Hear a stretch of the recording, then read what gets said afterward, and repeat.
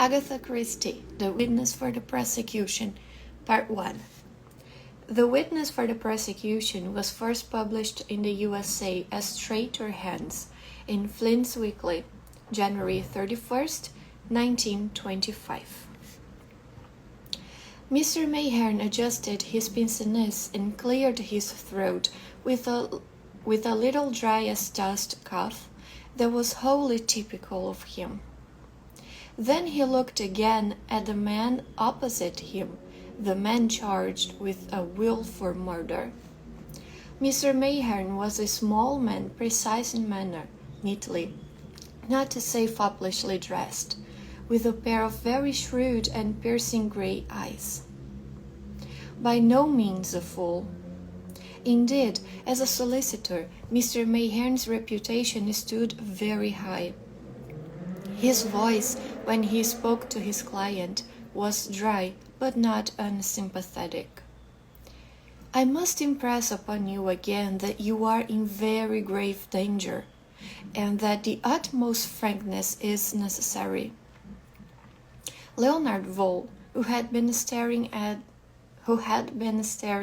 in a dazed fashion at the blank wall in front of him, transferred his glance to the solicitor. "I know," he said hopelessly. "You keep telling me so, but I can't seem to realize yet that I am charged with murder. Murder! And such a dastardly crime, too." Mr. Mayherne was practical, not emotional. He coughed again, took off his pince-nez, polished them carefully, and replaced them on his nose. Then he said, Yes. Now, my dear Mr. Vole, we are going to make a determined effort to get you off, and we shall succeed.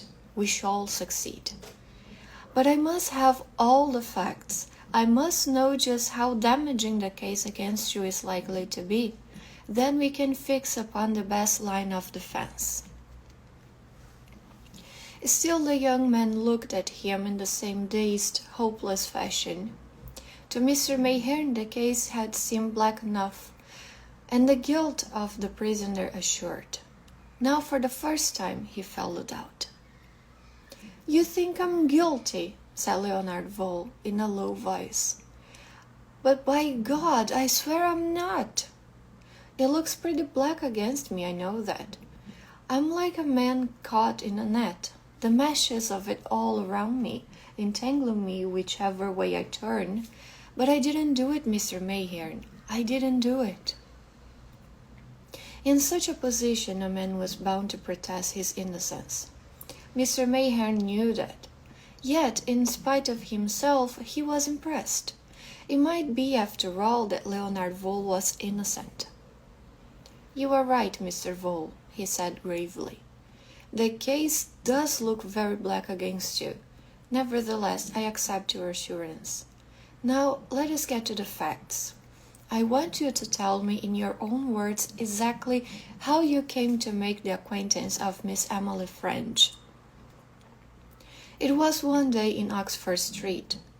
I saw an elderly lady crossing the road. She was carrying a lot of parcels. In the middle of the street she dropped them, tried to recover them, found the bus was almost on top of her, and just managed to reach the curb safely, dazed and bewildered by people having shouted at her. I recovered the parcels, wiped the mud off them as best I could, retied the string of one, and returned them to her." "There was no question of you having saved her life?" "Oh, dear me, no. All I did was to perform a common act of courtesy. She was extremely grateful, thanked me warmly, and said something about my manners not being those of most of the younger generation. I can't remember the exact words. Then I lifted my head and went on. I never expected to see her again, but life is full of coincidences. That very evening I came across her at a party at a friend's house. She recognized me at once, and asked that I should be introduced to her.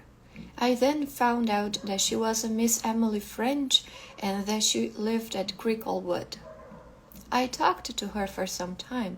She was, I imagine, an old lady who took sudden violent fancies to people. She took one to me on the strength of a perfectly fine simple action which anyone might have performed. On leaving, she shook me warmly by hand and asked me to come and see her. I replied, of course, that I should be very pleased to do so, and then she urged me to name a day. I did not want particularly to go, but it would have seemed churlish to refuse. So I fixed on the following Saturday.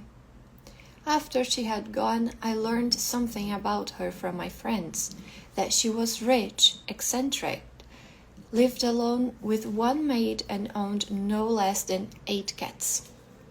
I see, said Mr. Mayherne. The question of her being well off came up as early as that? If you mean that I inquired, began Leonard Vole hotly. But Mr. Mayherne stilled him with a gesture. I have to look at this case as it will be presented by the other side. An ordinary observer would not have supposed Miss French to be a lady of means. She lived poorly, almost humbly. Unless you had been told the contrary, you would in all probability have considered her to be in poor circumstances, at any rate to begin with. Who was it exactly who told you that she was well off? My friend, George Harvey, at whose house the party took place. Is he likely to remember having done so? I really don't know. Of course it is some time ago now. Quite so, Mr. Vole. You see, the first aim of the prosecution will be to establish that you were in low water financially. Is that true, is it not? That is true, is it not? Leonard Vole flushed. Yes, he said, in a low voice. I'd been having a run of infernal bad luck just then. Quite so, said Mr. Mayherne again. That being, as I say, in low water financially, you met this rich old lady and cultivated her acquaintance assiduously. Now, if we are in a position to say that you had no idea she was well off, and that you visited her out of pure kindness of heart, which is the case? I dare say. I am not disputing the point. I am looking at it from the outside point of view. A great deal depends on the memory of Mr. Harvey. Is he likely to remember that conversation, or is he not? Could he be confused by counsel into believing that it took place later? Leonard Vole reflected for some minutes. Then he said steadily enough, but with a rather paler face. I do not think that the line would be successful, Mr. Mayherne.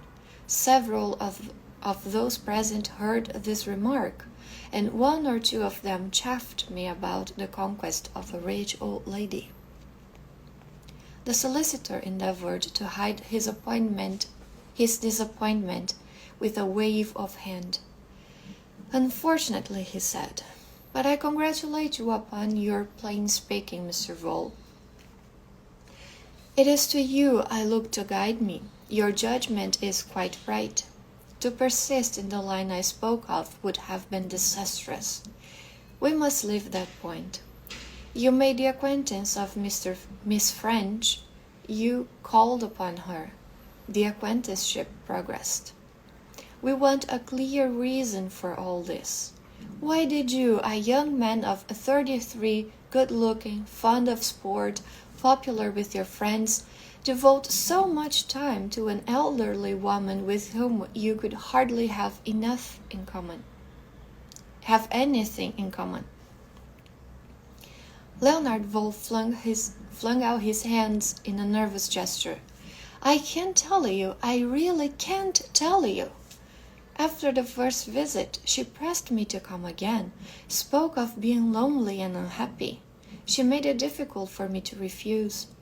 She showed so plainly her fondness and affection for me that I was placed in an awkward position. You see, Mr. Mayhern, I've got a weak nature. I drift. I'm one of those people who can't say no. And believe me or not, as you like, after the third or fourth visit I paid her, I found myself getting genuinely fond of the old thing. My mother died when I was young, and aunt brought me up, and she too died when I was 15. If I told you that I genuinely enjoyed being mothered and pampered, I dare say you'd only laugh. Mr. Mayhern did not laugh.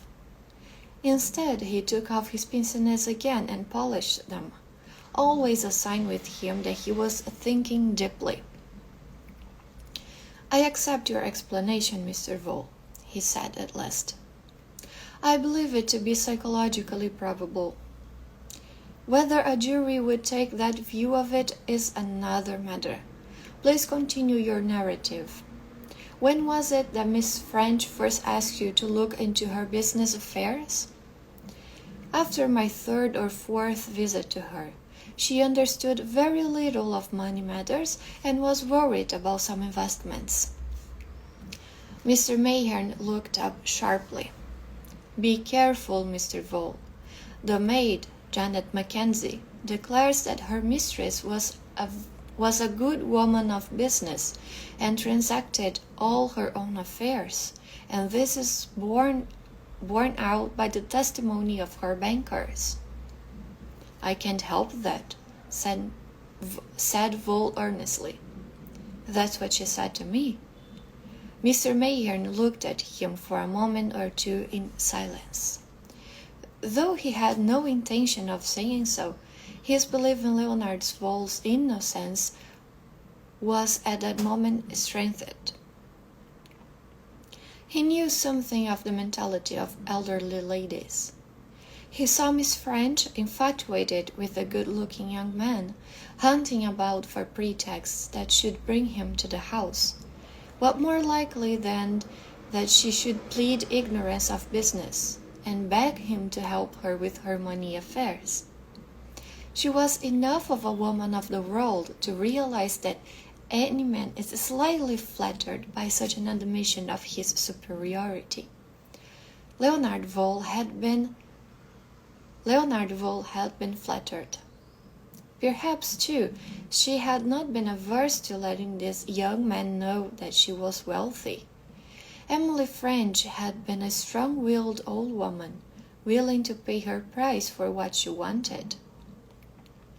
All this passed rapidly through Mr. Mayhern's mind, but he gave no indication of it, and asked instead a further question. And you did handle her affairs for her at her request? I did, Mr. Vole said the solicitor. I am going to ask you a very serious question, and one to which it is vital I should have a truthful answer. You were in low water financially. You had the handling of an old lady's affair, an old lady who, according to her own statement, knew little or nothing of business. Did you at any time, or in any matter, convert to your own use the securities which you handled? Did you engage in any transaction for your own pecuniary advantage which will not bear the light of day? He quelled the other's response. Wait a minute before you answer. There are two courses open to us. Either we can make a feature of your probity and honesty in conducting her affairs whilst pointing out how unlikely it is that you would commit murder to obtain money which you might have obtained by such infinitely easier means. If, on the other hand, there is anything in your dealings which the prosecution will get hold of, if, to put it boldly, it can be proved that you swindled the old lady in any way, we must take the line that you had no motive for the murder, since she was already a profitable source of income to you. You perceive the distinction. Now I beg of you, take your time before you reply." But Leonard Vole took no time at all. "My dealings with Miss French's affair are all perfectly fair and above board. I acted for her interests to the very best of my ability, as anyone will find who looks into the matter." "Thank you," said Mr. Mayherne. "You relieve my mind very much. I pay you the compliment of believing that you were far too clever to lie to me over such an important matter." "Surely," said Vole eagerly. "The strongest point in my favor is the lack of motive. Granted that I cultivated the acquaintanceship of a rich old lady in hope of getting money out of her. That, I gather, is the substance of what you have been saying. Surely her death frustrates all my hopes?" The solicitor looked at him steadily. Then, very deliberately, he repeated his unconscious trick with his pince-nez. It was not until they were firmly replaced on his nose that he spoke. "Are you not aware, Mr. Vole, Miss French left a will under which you are the principal beneficiary?" "What?" The prisoner sprang to his feet. His dismay was obvious and unforced. "My God, what are you saying? She left her money to me?" Mr. Mayherne nodded slowly. Vole sank down again, his head in his hands. "You pretend you know nothing of this will." "Pretend? There's no pretense about it. I knew nothing about it."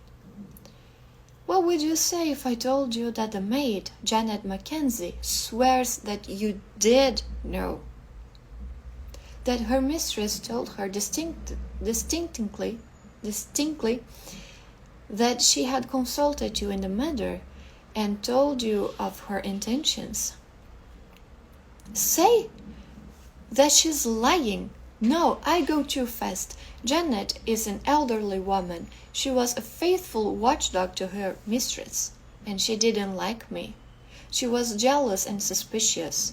I should say that Miss French confided her intentions to Janet, and that Janet either mistook something she said, or else she was convinced in her own mind that I had persuaded the old lady into doing it. I dare say that she believes herself now that Miss French actually told her so." "You don't think she dislikes you enough to lie deliberately about the matter?" Leonard Vole looked shocked and startled. "No, indeed. Why should she?" "I don't know," said Mr. Mayherne thoughtfully, "but she is very bitter against you." The wretched young man groaned again. "I'm begging to see," he muttered. "It's frightful. I made up to her, that's what she'll say. That's what they'll say. I got her to make a will leaving her money to me, and then I go there that night and there's nobody in the house. They find her the next day. Oh my God, it's awful." "You are wrong about there being nobody in the house," said Mr. Mayherne. "Janet, as you remember, was to go out for the evening. She went, but about 9:30 she returned to fetch the pattern of a blouse sleeve which she had promised to a friend. She let herself in by the back door, went upstairs and fetched it, and went out again. She heard voices in the sitting room, though she could not distinguish what they said, but she will swear that one of them was Miss French's and one was a man's." "At 9:30, said Leonard Vole. "At 9:30. He sprang to his feet. "But then I'm saved! Saved!" "What do you mean, saved?" cried Mr. Mayherne, astonished. "By 9:30 I was home again. My wife can prove that. I left Miss French about 5 minutes to 9. I arrived home about 9:20. My wife was there waiting for me. Oh, thank God, thank God. and bless Janet Mackenzie's sleeve pattern. In his exuberance, he hardly noticed that the grave expression of the solicitor's face had not altered. But the latter's words brought him down to earth with a bump. Who then, in your opinion, murdered Miss French? Why, a burglar, of course, as was a thought at first. The window was forced, you remember. She was killed with a heavy blow from a crowbar, and the crowbar was found lying on the floor beside the body. And several articles were missing, but for Janet's absurd suspicions and dislike of me, the police would never have swerved from the right track. That will hardly do, Mr. Vole, said the solicitor. The things that were missing were mere trifles of no value, taken as a blind. And the marks on the window were not all conclusive. Besides, think for yourself. You say you were no longer in the house by 9:30.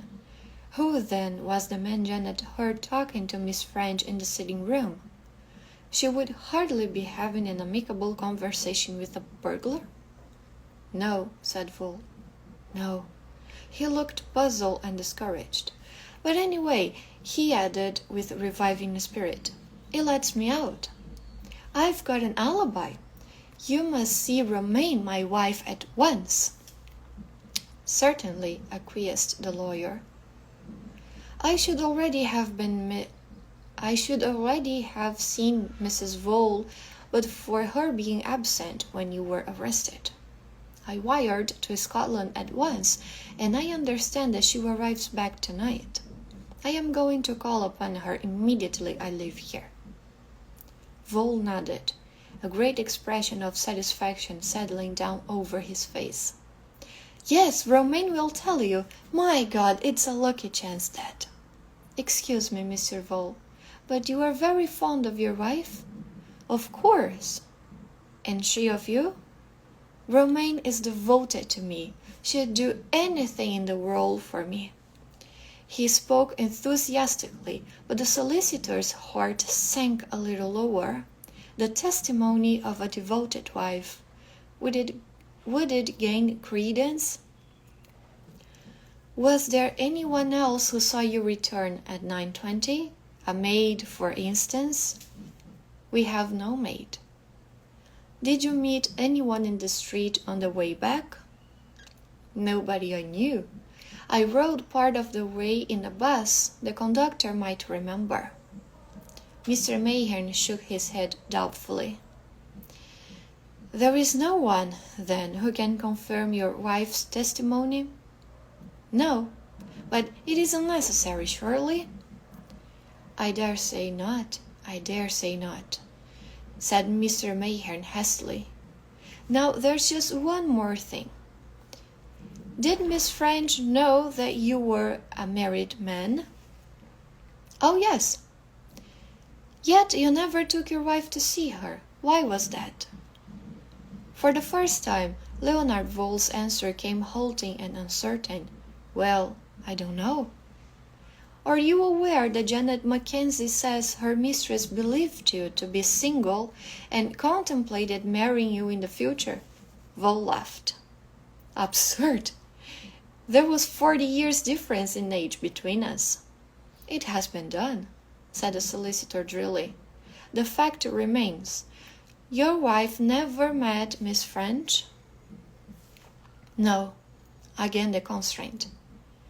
You will permit me to say, said the lawyer, that I hardly understand your attitude in the matter. Vole flushed, hesitated, and then spoke. I'll make a clean breast of it. I was hard up, as you know. I hoped that Miss French might lend me some money. She was fond of me, but she wasn't at all interested in the struggles of a young couple. Early on, I found that she had taken it for granted that my wife and I didn't get on. We're living apart. Mr. Mayherne, I wanted the money. For Romaine's sake. I said nothing and allowed the old lady to think what she chose. She spoke of my being an adopted son for her. There was never any question of marriage. That must be just Janet's imagination. And that is all? Yes, that is all. Was there just a shade of hesitation in the words? The lawyer fancied so. He rose and held out his hand. Goodbye, Mr. Vole. He looked into the haggard young face and spoke with an unusual impulse. I believe in your innocence in spite of the multitude of facts arrayed against you. I hope to prove it and vindicate you completely. Vole smiled back at him. You'll find the alibi is all right, he said cheerfully. Again, he hardly noticed that the other did not respond. The whole thing hinges a good deal on the testimony of Janet Mackenzie, said Mr. Mayherne. She hates you. That much is clear. She can hardly hate me, protested the young man. The solicitor shook his head as he went out. Now for Mrs. Vole, he said to himself. And we are going to continue this tomorrow. See you.